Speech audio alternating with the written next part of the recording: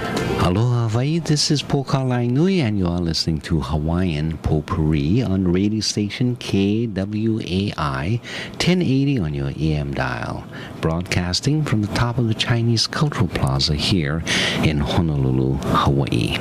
We had been talking in the earlier portion of the program, in the earlier half hour, with regards to an international review, and I covered very briefly what's happening in Syria, what's happening in Iran, what's happening in Pakistan, and the American drone flights that are killing people in Pakistan, claiming that they are associated with or they have been identified as potential terrorists. And so the American drones are striking at them. And of course, there will be major outcries. If you would like to call and share an opinion or correct me in my assessment or my summary of what has happened there, or there are other international affairs that you would like to highlight on, our telephone number here is 524-1080. I decided to open this program with a review of international affairs because I felt that once we began talking about other matters, such as what's happening in local affairs, people will be calling in, and it will be a very active discussion, I assume. So I wanted to give at least some space for review of the international affairs. So let's go to our telephone caller. Aloha caller, welcome to the program.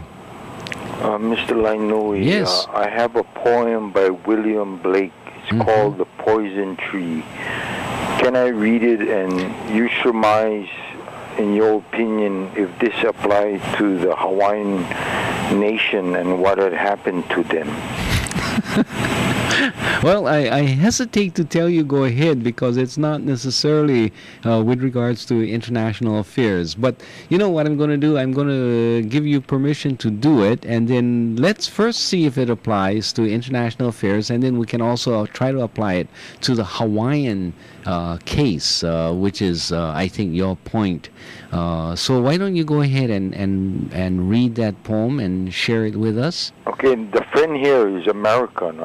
This is The Poison Tree by William Blake.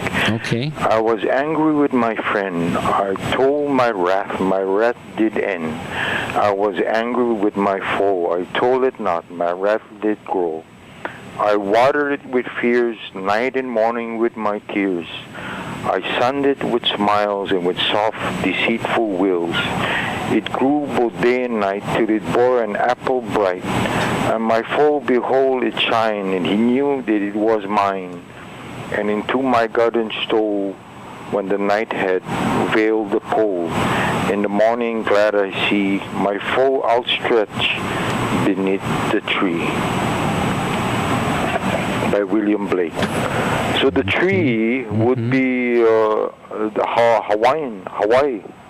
Okay. And the friend, the foe, is America. And what they did.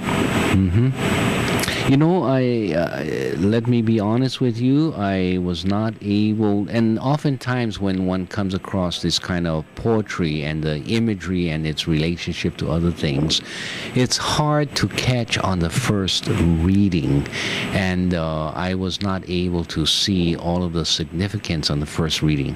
So let me do this. Let me ask you if you don't mind reading it one more time, and having heard it once, I may be able to understand it more completely on the second reading.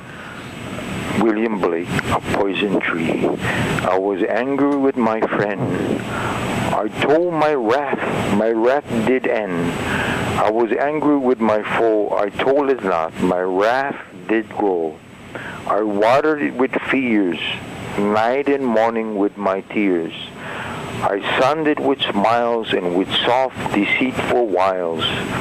We grew both day and night till it bore an apple bright, and my foe beheld it shine, and he knew it was mine, and into my garden stole when the night had veiled the pole. In the morning glad I see my foe outstretched beneath the tree. Of course, the Hawaiian culture is not poisonous, but in it. It's the tree of the Hawaiians. You know what I'm going to ask you to do is to give me the title of that poem one more time. I think it's A Poison Tree. Is that correct? A Poison Tree. And it's written by Poisoned William. by my friend, the Americans. It's written by William Blake. Yes. Okay. And then what I want to do is, maybe I'm a slow listener or learner, but I want to actually see it before me and go through it. And what I will probably do is go through it many times and try to see, to understand that poem more deeply. Okay, and then perhaps at that point, and this will be probably next week, we'll see if we can discuss that poem again. Should I email that to you? Oh, yeah, I'd appreciate it if you would. That would be much easier for me. And should I give you my explanation of how I interpret the poem? Yeah, do that in your email. Okay, Mr. Lino. Okay, thank you very much. Any other comments? No? Okay. If you would like to call and share a comment either on that poem, go ahead, introduce your own poem. By the way, my email address, and when you put the subject matter so that I know I'm not going to just erase it, put it Hawaiian Potpourri, so I know it has relevance to this radio show and our conversation here. My email address is plaenui, PLAENUI, at hawaiianperspectives.org. Okay, and I'd be more than happy to receive your communication that way. Or if you want to send me a letter, you can either send it to this radio station, whose address I don't know, or to me at 86-226 Farrington Highway. And just put it to Hale Na'au Pono, care of Poka Lainui. Farrington Highway address, zip code is 96792. Okay, and beside that, our telephone number here is 524-1080. We have two callers. We'll take the callers as they arrived. Aloha caller, welcome to the program. Good afternoon, Poka. Yes, good afternoon. I agree with everything you said, and my thoughts are a little more abstract. It seems to me that this brouhaha about how we are exceptional people among the Americans is derived from the idea that Israel is a chosen people, but we just had to choose a different word. So this is just connecting us too closely to Israel based on religious beliefs and that sort of thing. So, and then the idea that Israel wants somebody else to fight their wars, especially the United States, of course. That really aggravates me because that looks the way it is. They wouldn't have won the 66 war or whatever else they fought without the backing of the United States. They wouldn't even exist without that. So this makes me very bitter towards the Israelis. And the control that they have over the United States government is absolutely disgusting. They have, our candidates have to appease them at every moment in order to get their money. And that's the way I feel about it. But otherwise, I agree with you. I don't know if you agree with what I just said. But if that's the case, I agree with you too then. Excuse me, I have to open my radio again. Go ahead. I said, well, if that's the case, I agree with you too. Well, fine. It's a really good day, isn't it? I'll be back. Okay, thanks for calling. Aloha. All right, our telephone number is 524-1080. Let's go to our next caller. Aloha caller, welcome to the program. Regarding Syria, yes, I think you forgot to mention the Sunni versus Shia situation also. The one group is Sunni, the other one is Shia, and that's how, the motivation is right there. Yeah, there's another element to that, and I think it's the Alawites, who are a smaller minority of, the Shia, I believe. It might be Sunni. So there is that element of racial differences or religious differences within that country. But other than that, how does things fall with regards to who the rebels are and whether or not the rebels are instigated by their own expression of freedom, or is it instigated by the United States and Israel or other countries? I'm not going to who blame who, because the thing is, as far for Israel, I'm concerned is that the reason is because the previous caller mentioned about the chosen people. Mm-hmm. For us, is that basically it was told, but my group believes is that the reason is there because somebody said you're gonna come back and we're gonna show the world that's it. But for chosen people or whatever, there's us over here, the Christians, as the chosen people, the spiritual side. So that's different altogether. Oh, is it really different? I gotta okay, get, thank you. All right, you gotta go. My underlying question is that isn't it actually the same?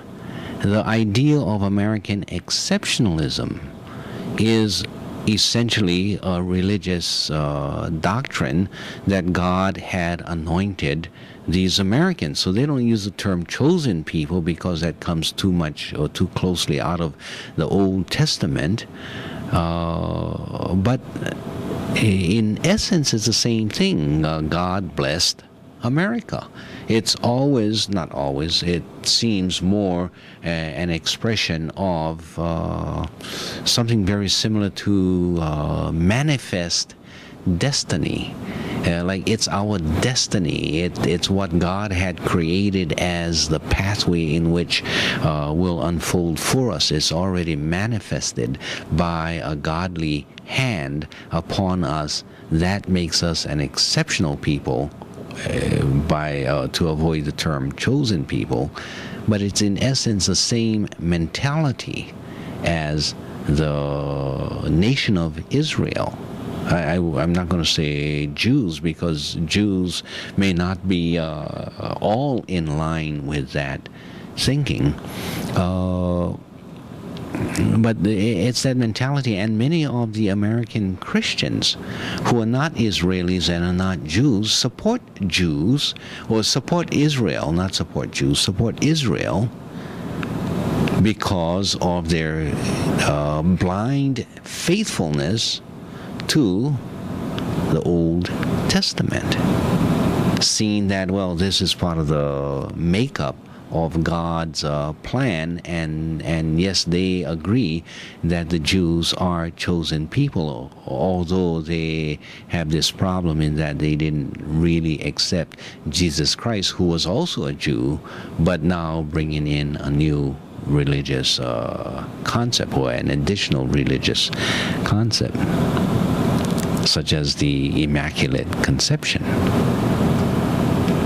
Okay, have I meandered too much into religion? My defense is the last caller has also drawn the discussion into that direction. If you would like to call and share an opinion on these matters, our telephone number is 524-1080. With regards to the Sunni, Shia, and the Alawites in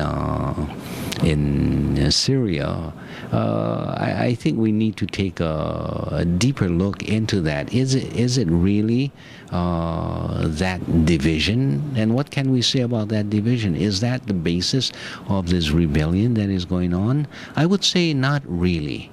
I would say that it is an attempt at an explanation of why the rebellion. But other than that, or going beyond that, there is no answer for it, because you don't really know who the rebels are. They are masked in many different categories. Some people are saying that it's an influence of the Muslim Brotherhood. Other people are saying, well, it's Al-Qaeda moving in. And other people are saying, no, it's an indigenous groups that are conducting the raids and the rebellious movements. Other people are trying to identify different warlords within that territory, wanting to get certain territories now out of the Assad government. And the CIA also involved in their secret movements into these areas and supporting one or another group. and really not sure, and no unified system as to what is happening there. All trying to hide under a cloud of being a genuine rebellion or a genuine revolution, which as far as I'm concerned is not. It's a setup. It's a setup participated by the United States, trying to put pressure on Syria or on the government of Mr. Assad to give up power. Whether or not he should or should not give up power, I think, is a question for the Syrians. And at the present time, all of these foreign interests, including primarily the United States, should take their hands off of this controversy and let the people alone. Okay, so that's my feeling with regards to Syria. I may be misappreciating the situation. If I am, I give you an opportunity to call and give me further guidance on this matter. Telephone number again is 524-1080, and we'll put you on the radio and see what you have to say about these matters. All right? Okay. What other notes do I have? I have spoken about what's happening in Iran and the fact that they have been promoted to a position of leadership among the non-aligned movement. This alliance of 120 plus organizations representing nation states, the vast majority of the General Assembly of the United Nations. And they are meeting in Iran, and they are going to be talking about their concerns both at the United Nations and how to operate, I guess, outside of the United Nations as a movement. So it's an opportunity for further discussions. The United States have been demanding that Ban Ki-moon not attend this gathering because of the fact that he would be going to Iran to attend this gathering, and the United States is trying to politicize Iran and the fact that the moon is going to this place. Ban Ki-moon, the United Nations Secretary General, is saying, how can I avoid it? With the vast majority of my membership, or the membership of the United Nations being there, that in and of itself should call me to be in attendance and to maintain the presence of the United Nations among these members. Of course, while there, he will have discussions with the head of state of that country that he goes into. The American press is making it an issue of his dealing with Iran and Iran's working with nuclear weapons. And that's not it doesn't seem to be on his agenda. So I think he is obligated to attend this gathering, and I would suggest that he agrees that it is part of his responsibility as a head of the United Nations to so attend. So I support that particular move of the Secretary General of the United Nations. What are your opinions? Our telephone lines are open, 524-1080. There have been a number of discussion going on in other international events, especially as they occur in the United States. What is happening now in fact, when I say now, as we speak, what is happening in Florida and the gathering of Republicans in Florida and the hurricane coming in. And of course they say it's going to be 100 miles. The center of the hurricane is 100 miles away from where the convention is going to meet. On the other hand, if you really understand a hurricane, it's not a pinpoint storm, but hurricanes are very broad, and it will affect the meeting of the conventioneers with all of the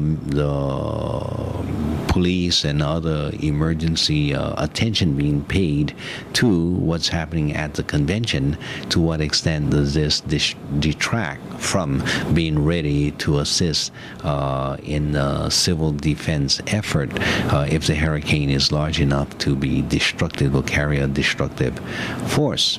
I also understand that the Republican convention has decided not to hold tonight's gathering in that area because of the impending hurricane, and so that's going to be canceled, or tonight's events will be canceled. But the race continues on with Mitt Romney and his vice presidential select, Mr. Paul Ryan, and the kinds of stuff that is coming out of the Republican camps. There's a very interesting article that came out of the Republican camp here in Hawaii, and that was when John Carroll has spoken up and said, I support Mazie Hirono for Senate and not Linda Lingle, who he ran against in the Republican primary. Carroll had less than 10% of the votes, and people are saying that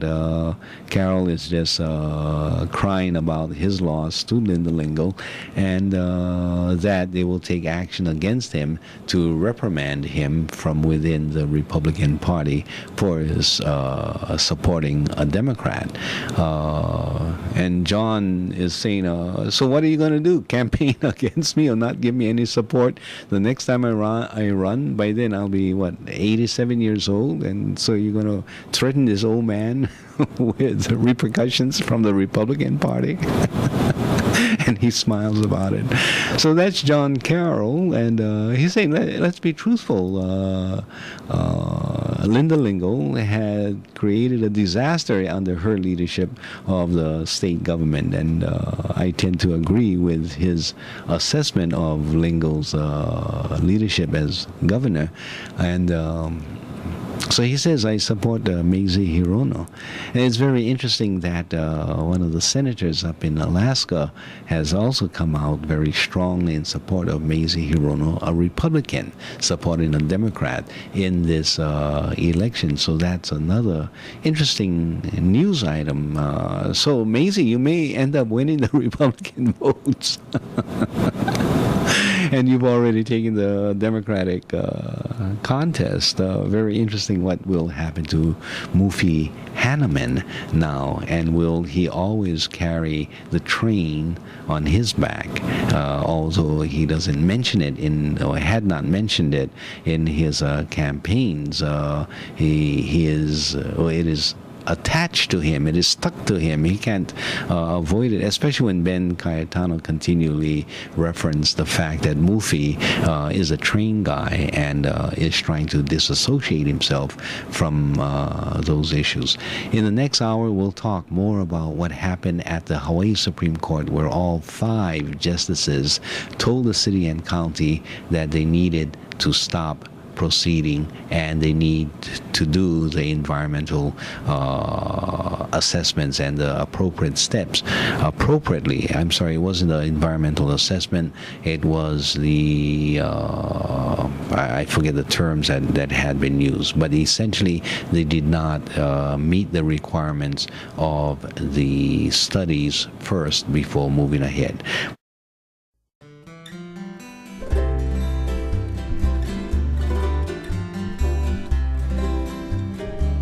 Kaulana na pua o Hawaii, Kupa ama hope o ka aina, Iki mai ka elele o ka loko ino, Pala pala anunu me ka paka.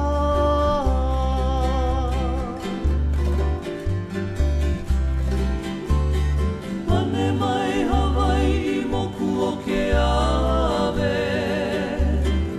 Koku ana honoa o Pilani, Ka ko'o mai kaua I o mano, Pa'apu me ke oni o ka puhi hewa.